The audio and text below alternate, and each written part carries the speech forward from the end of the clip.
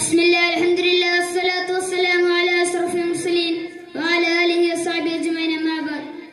ബഹുമാനപ്പെട്ട ഉസ്താദുമാർ, പ്രിയം നിറഞ്ഞ മുത്തഅല്ലിം സുഹൃത്തുക്കൾ, നാം ഇന്നിവിടെ ഒരുമിച്ച് കൂടിയിരിക്കുന്നത് ഇബ്തിഹാജിന്റെ നയനമനോഹരമായ വേദിയിലാണ്.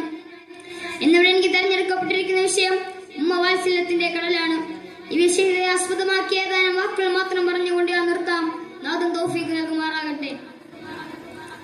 ഉമ്മ എല്ലാ സംസ്കാരങ്ങളിലും സ്നേഹത്തിന്റെയും കരുതലിന്റെയും മാധുര്യം നിറഞ്ഞ ഒരു പ്രതീകമാണ്.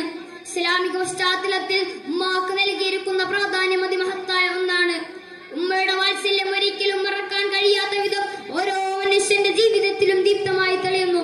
ഇവിടെ മനുഷ്യകുലത്തിന് ആശയവും ആത്മീയതയും കൈമാറുന്ന ഒരു ഉദാഹരണം കൂടിയാണിത്.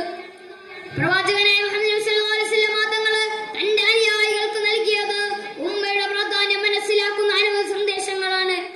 മാതാപിതാക്കളുടെ ത്യാഗം ഒരിക്കലും എണ്ണപ്പെടുത്താനാവാത്തതാണ്.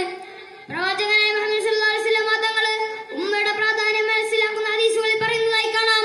യാ റസൂലല്ലാഹ്, മൻ അഹഖുൻ നാസി ബിഹുസ്നി സ്വഹാബത്തി. അല്ലാഹുവിന്റെ റസൂലേ, എനിക്ക് ഏറ്റവും സ്നേഹസമ്പൂർണ്ണമായ രീതിയിൽ പെരുമാറേണ്ടത് ആരോടാണെന്നുള്ള ചോദ്യം നബിക്ക് മുമ്പാകെ വന്നപ്പോൾ സല്ലല്ലാഹു അലൈഹി വസല്ലം തങ്ങൾ പറഞ്ഞത് ഉമ്മുക, നിന്റെ ഉമ്മയോടാണ്. പ്രശ്നത്തിൽ 2-3 വട്ടം ചോദിച്ചു.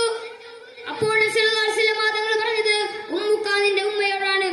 4-ാം വട്ടം ആവത്ത് ചോദിച്ചു, സുമ്മുമൻ, പിന്നെ ആരാണ് നബിയെ? അപ്പോൾ സല്ലല്ലാഹു അലൈഹി വസല്ലം തങ്ങൾ പറഞ്ഞത് അബൂക, നിന്റെ ഉപ്പയോടാണ്. ഈ ഹദീസ് ഉമ്മാക്ക് ലഭിക്കുന്ന പ്രഥമ സ്ഥാനത്തെ അടിവരയിട്ടുകൊണ്ട് കാണിക്കുന്നു.